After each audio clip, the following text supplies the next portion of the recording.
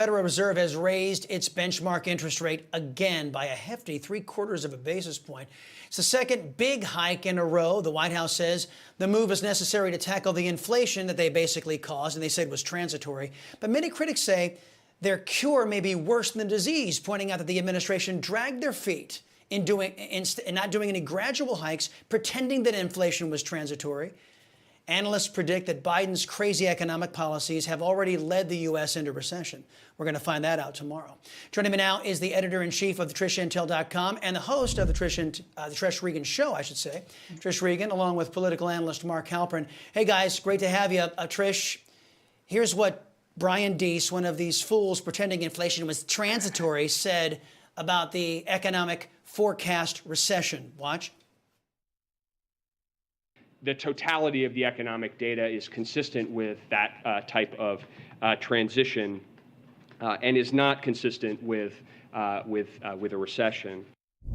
Oh, I see. It's a transition, not a recession. Maybe there's something to that, though. You know, it's a transition from prosperity to poverty. It's a transition from the first world to the third world.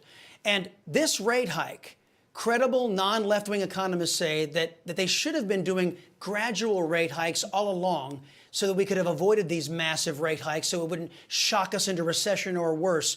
Your thoughts, Trish?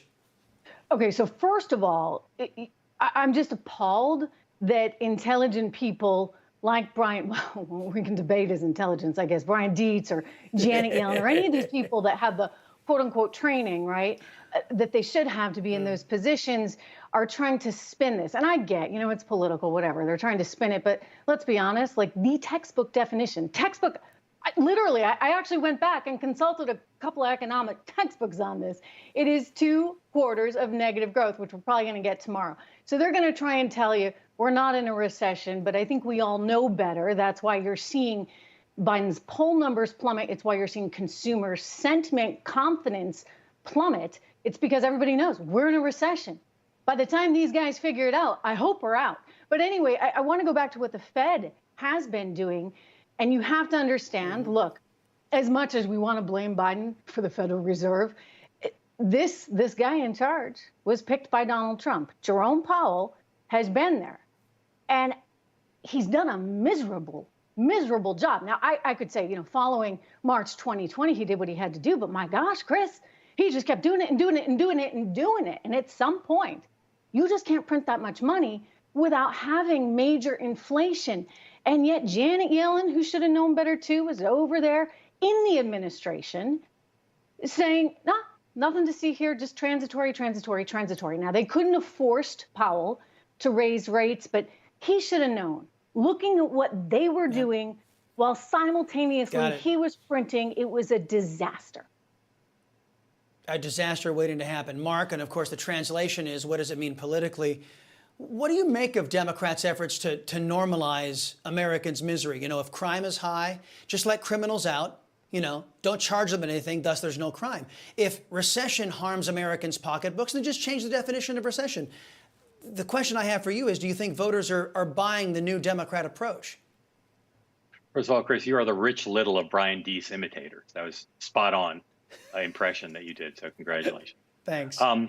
Look, that spin is not even effective with Democratic members of Congress who hear the administration trying to downplay the negative aspects of the economy.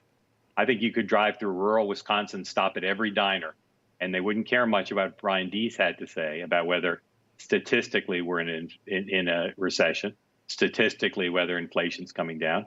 People can see what the economy is like. And I think, as I said, even Democrats on Capitol Hill are saying that they find these efforts to spin and pre-spin the economic news to be a diversion and not a very effective one.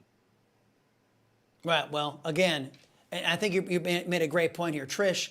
We're talking about rates. We're talking about the Fed. We're talking about Powell. I mean, where the rubber meets the road, the folks. What is all of this, the recession, the higher interest rates, what does it mean for the folks? It means tough times ahead. Look, buckle up. Make sure that you've got your emergency fund. Make sure that you've planned accordingly. I mean, look, the one saving grace is that unemployment is as low as it has been. But how long is that going to go on? You're already seeing a number of tech companies with warnings. You're seeing Walmart saying how inflation is hurting, how much people are spending. And I think in terms of regular folks, they're sick of it. They don't want to be told things are okay when they're not, just like they don't want to be told that a man can have a baby. They don't want to be told the definition of recession is whatever Joe Biden and Janet Yellen and the crew think. I mean, this is sort of crazy talk, and it's all being done for political purposes, and Americans, they see through it with laser clarity. Yeah, hey, the Democrats are crazy. They embody crazy. Mark, last thing. Poll from CNN on Tuesday shows 75% of Democrats want a different nominee for the White House next time around. It's up from 51% back in February. And in New Hampshire, presidential preference poll showing that Pete Buttigieg beats out Biden and Harris and pretty boy from California, Newsom. Politically speaking, what does all this mean for Democrats' political fortunes?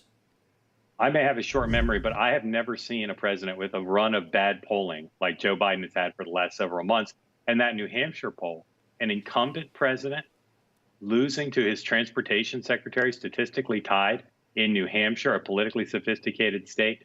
It is clear to me that if Joe Biden continues to believe he's going to run, at some point, people around him are going to tell him he has to look at the data.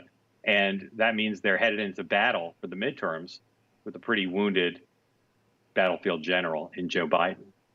Yeah. Yeah, and if you get a word in edgewise between the cackling, they might want to have that conversation with Kamala Harris, too. Trish Regan, Mark Halperin, thank you. Hey, guys, it's Rob Carson. I want to tell you about the Patriot Gold Group. But first, let me tell you that the S&P has already lost $8.2 trillion in 2022. Did you know that? Peak inflation is not even hit despite the Fed rate hikes on groceries, on gas. You know it as well as I do. Morgan Stanley and Goldman Sachs are warning of another 20% drop. Inflation is winning in a knockout right now. The Fed is going to raise rates again at the end of July. Meanwhile, Goldman, Wells Fargo, and Bloomberg are all forecasting gold to surpass all-time highs. If you want to invest in gold, call 888-936-2373 now. Call the Patriot Gold Group today and ask about their no-fee-for-life IRA. Sounds like a good deal, don't it? Here's the number, 888-936-2373. 888-936-2373 for the Patriot Gold Group.